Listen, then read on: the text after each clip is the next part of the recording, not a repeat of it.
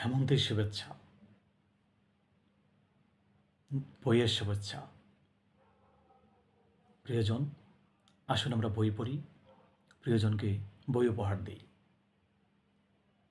আমি নিজে বই পড়ব এবং চারপাশের মানুষকে বই পড়তে উৎসাহিত করব।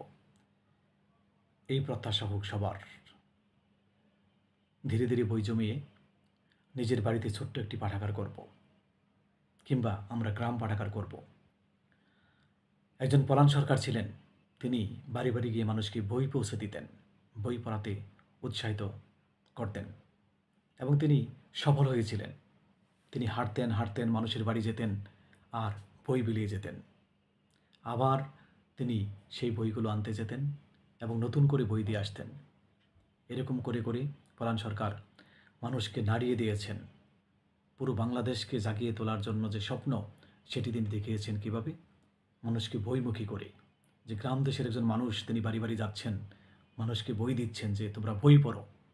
আবার সেই বইটি পড়া হলে তারা ফিরিয়ে দিচ্ছেন বইগুলো, নতুন করে আবার বই নিচ্ছেন।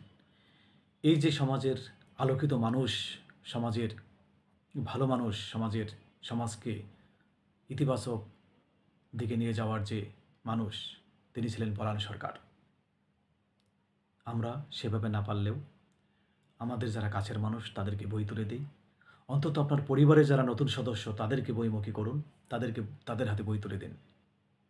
তাদেরকে বুঝিয়ে বা যেভাবে হোক যে বই পড়লে আসলে কি হয়, নিজের আলোকিত হওয়া যায়, নিজের চারপাশটা সুন্দর থাকে, অনেক কিছু জানা যায়, আনন্দ পাওয়া যায়, জীবন হোক আনন্দের, আর তা হবে বই পড়ে। আসুন আমরা বই পড়ি, বইমুখী সমাজ গড়ে তুলি। বইয়ের চাইতে আর প্রিয় কী হতে পারে, ভালো কী হতে পারে? মহান আল্লাহ সবাইকে ভালো রাখুন। শুভেচ্ছা।